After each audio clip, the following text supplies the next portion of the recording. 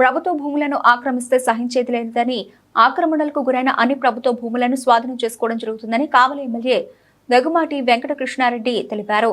కావలి పట్టణంలోని కలుగోళమ్మ గుడి సమీపంలో వరవ కాలువ పూడికతీత పనులను శనివారం ఎమ్మెల్యే ప్రారంభించారు. స్థానిక పార్టీ నాయకులు ఆయనకు ఘన స్వాగతం పలికారు. సందర్భంగా ఎమ్మెల్యే మాట్లాడుతూ కలుగోళ శాంభవి గుడి వద్ద నుండి పాపిరెడ్డి చెరువు వరకు గల ఈ వరవ కాలువ పూడికతీత పనులను ఈ రోజు ప్రారంభించడం జరిగిందని, ఈ పనుల వలన ముంపునకు గురయ్యే ప్రమాదం తప్పుతుందన్నారు. అన్ని ప్రభుత్వ పంట కాలువల పూడికతీత పనులు చేపట్టి ఉన్నామని, త్వరలో అన్నింటినీ పూర్తి చేస్తామని తెలిపారు. ప్రజలు తెలుపుతున్న వివిధ సమస్యలను త్వరితగతిన పరిష్కరిస్తున్నామని, 2 జేసీబీలను ఉపయోగించి రోడ్డుకు ఇరువైపులా ఉన్న కంప చెట్లను తొలగిస్తూ ఉన్నామని, కంప చెట్లు లేని సువిశాలమైన రోడ్లుగా మారుస్తున్నామని తెలిపారు.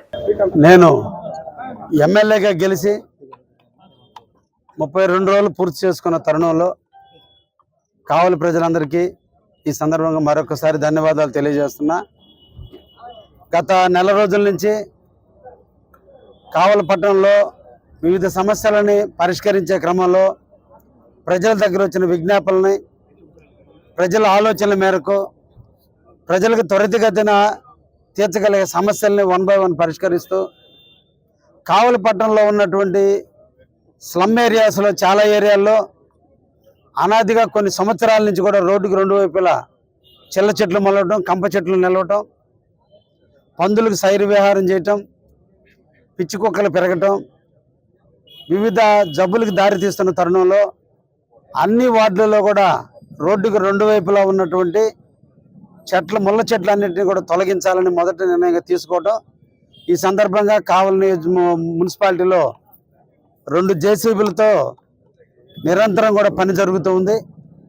త్వరలోనే కావలంతా కూడా ఏ ప్రాంతానికి వెళ్ళినా రోడ్లు విశాలంగా కంప చెట్లు లేని కావలి మున్సిపాలిటీని త్వరలో కూడా చూడబోతున్నారని కూడా ఈ సందర్భంగా తెలియజేస్తూ, ప్రభుత్వం గతంలో కూడా 5 సంవత్సరాలు ఎలక్షన్ జరపక ప్రభుత్వ నిధులన్నీ దుర్వినియోగం చేసి రకరకాలుగా అవసరం లేనటువంటి కూడా అమౌంట్లు వెచ్చించి కావలి మున్సిపాలిటీని 10 సంవత్సరాల ప్రగతికి వెనక్కి తీసుకుపోయినటువంటి పరిస్థితుల్ని ఈరోజు ఎదురు చూస్తున్నాం.